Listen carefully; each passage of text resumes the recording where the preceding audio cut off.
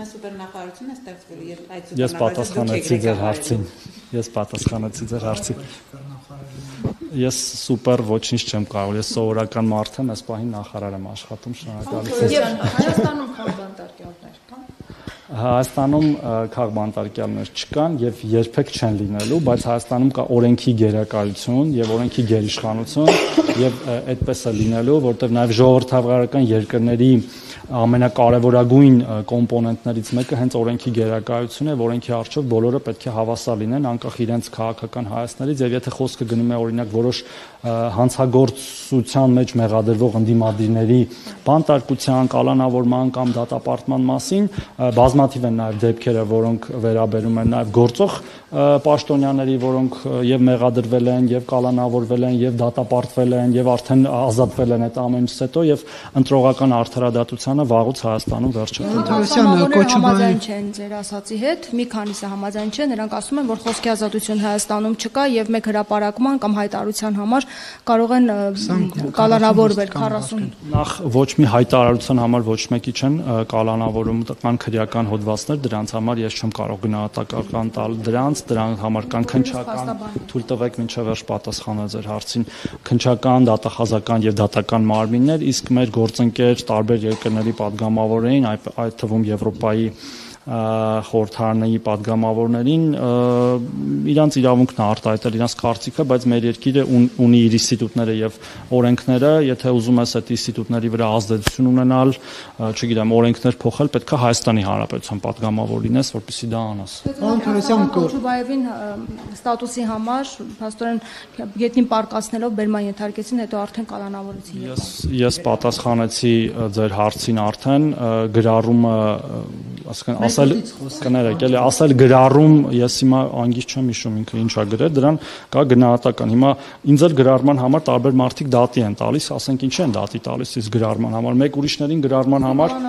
մի րոպե էլի, ես օրինակ եմ բերում, ուրիշներին հրապարակային կոչերի համար էլ այլ հոդվածներով են առնվազն մեղադրանք առաջադրում եւ տանում դատարան եւ ոմանք նաեւ դատապարտվում են դրա համար, գրառումը ինքնին գրառումով չի, այսինքն գրառումը բովանդակությունն է կարևոր, որին գնահատական տվողը ես չեմ։ Պարոն Թովոսյան, իսկ մեթոդը բերման ենթարկել օրինակ եւ փաստաբանի օրինակով տեսանք ինչպես են պարկացրել ասֆալտի վրա փողոցում դիմակավորված ածականների առեն, կարծես որ հանցավոր բանդայի էին վնասազերծում։ Ես ներկա չեմ եղել այդ բռնելուն, ճիշտն ասած չեմ տեսել, եթե ոնց են գործողություն իրականացնում մեր օպերատիվ ծառայությունները, կարծում եմ իրանք էլ ունեն ստանդարտներ այդ ամեն ինչը անելու համար։ Յուրիում էլ է այդպես, պարոն Թորոսյան, այդքան ոստիկաններ, հատուկ ջոկատայիններ, այն դեպքում, որ Ղուկասյանը ասում է ես իմ ոտքով կգնամ, ինչու է։ Գիտեք, գազելով գնում էր։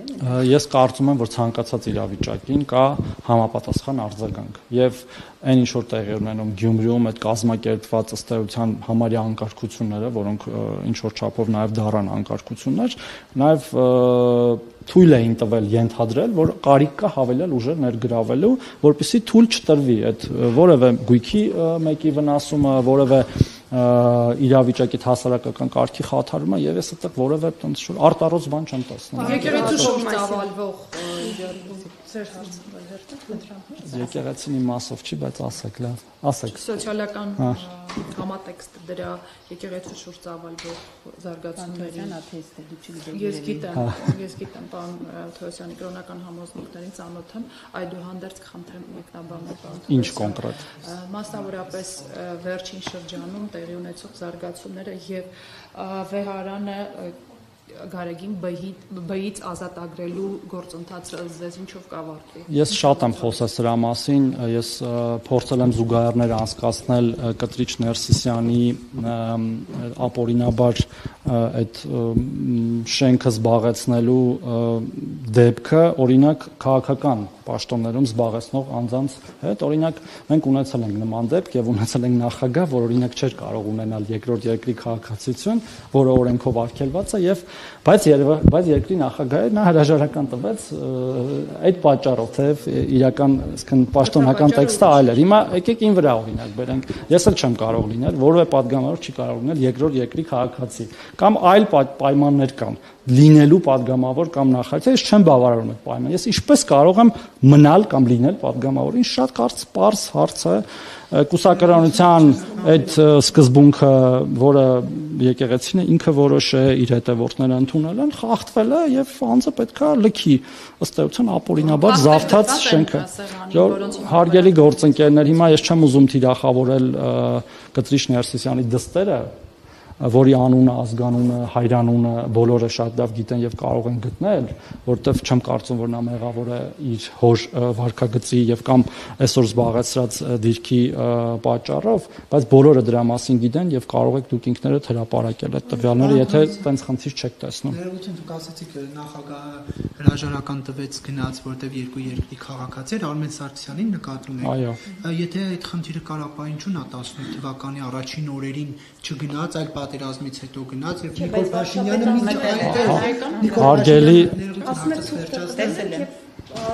Հարգելի գործընկերներ, եթե այդ ամեն ինչը հայտնի չի եղել, որտեղից կարող էր այլ բան որևէ մեկը իմանալ կլինի, դա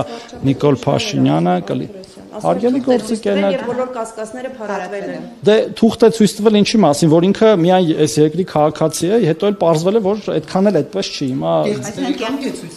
ես կարծում եմ դրա վերաբերյալ թե չեմ սխալվում, նույնիսկ քրեական գործ կար, բայց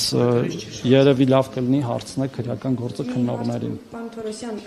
Ծափաթաղում տեղի ունեցածս երեխայի հետ կորելու հետ կապված նաև պարզ դարձավ, որ ընտանիքը սոցիալապես անապահով վիճակում է, բազմաանդամ ընտանիք է եւ նաեւ այնտեղ հաշմանդամություն ունեցող անձինք կան։ Մինչ այս դեպքը նախարարությունը տեղյակ է եղել նրանց խնդիրներից, եղել են սոցաշխատողներ, որ այցելել են այս ընտանիքին, աջակցություն ցուցաբերել։ Մեր տարածքային կենտրոնները մեր անապահովության համակարգում եղած բոլոր ընտանիքների հետ աշխատում են, իհարկե իրենց ընտանիքի անդամ չեն կարող ամեն օր եւ ամեն պահի լինել նրանց հետ, բայց այո, եւ ցավոք սրտի մենք ունենք այդպիսի ընտանիքներ եւ ես քիչ առաջ էլ բյուջետային քննարկումների ժամանակ խոսում էի, որ ցավոք սրտի մեր բազմազավակ եւ հատկապես 5 եւ ավելի երեխա ունեցող ընտանիքների մի զգալի մասը թվերել ունեմ, եթե պետք լինի կհրապարակեմ, գտնվում է մեր անապահովության համակարգում, ինչը նաեւ մեզ տեղիք է տալիս մտածելու այդ ընտանիքներով կամ այդ տեսակի ընտանիքներով թե առանձնահատուկ զբաղվելու անհրաժեշտության մասին եւ թե այնպես անելու, որ ընտանիքները պլանավորեն իրենց ընդհանրապես երեխաներ ունենալը պատշաճ իրենց ապրուստի պայմաններին, դրա համար թե գիտելիքներ են պետք, թե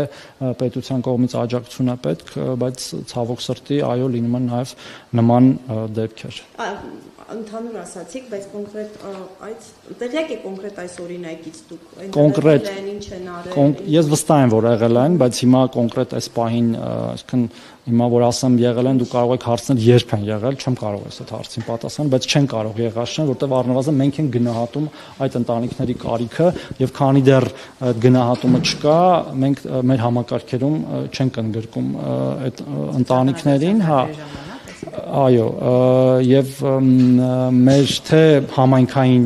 սոցիալական ծրագրերը սովորաբար, որոնք համայնքներն են ղեկավարում, եթե չեմ սխալվում, Ծափաթախը պետքա կամ Ճամբարակի մեջ լինի, կամ Վարդենիսի,